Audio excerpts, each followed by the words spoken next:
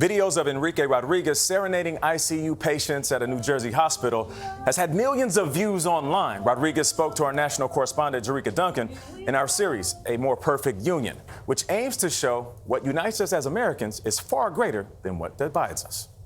28-year-old medical assistant Enrique Rodriguez spends his breaks healing patients with song. That's my outlet for communication. I don't care what background you come from. I don't care what your story is. There is a song that can touch every heart. Enrique brings his guitar to work every day, performing for critically ill patients for the past 5 years.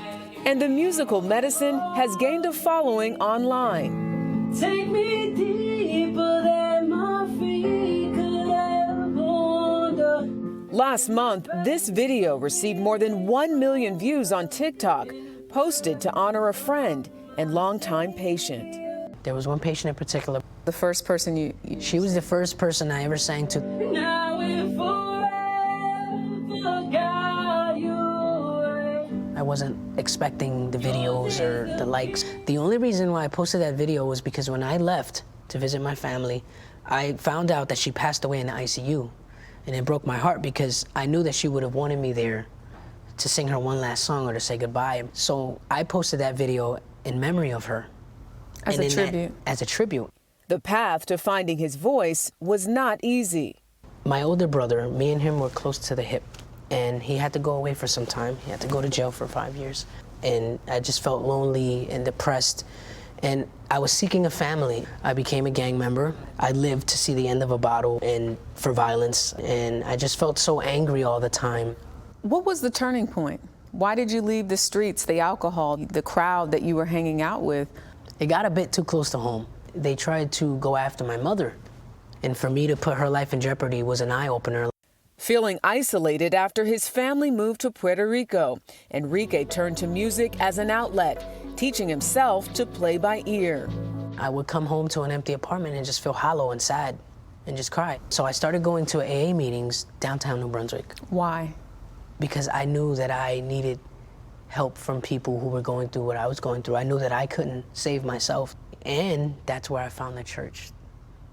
The church was on top of where the AA was. And then I heard them singing gospel songs, and I'm like, wait, that sounds beautiful. Let me walk up there.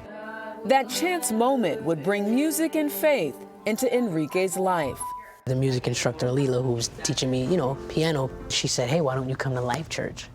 And that was the best choice I ever made. Oh, wake my soul and sing. He mentioned to me that he was filled with pain, hurt, loneliness, depression, and I feel like, my life was like that too. Total opposites, but we were in the same pit, and God literally plucked us out. For Pastor Scott Walsh, Enrique's joy is contagious.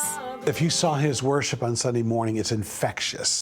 And it's a message of hope to patients like Michelle Losi. You feel his happiness coming off of his music. When I was in the hospital for my 6-month stretch, it really, I went from a deep sadness to happy as anything, singing along. Is your faithfulness to me?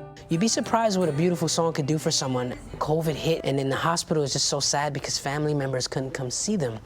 So I tried to bring joy in singing to them and trying to make them laugh. Even if it's only for 2 minutes for that song, in that 2 minutes, they're at peace, they feel loved, they feel joy. That's the goal. For CBS Mornings, I'm Enrique Duncan, Dayton, New Jersey. Thank you, Enrique. All I can say is, listen, if his singing brings people happiness, I'm all for it. When you look at his background, what he's doing now, congratulations. Yeah, perfect union. Perfect union. All right.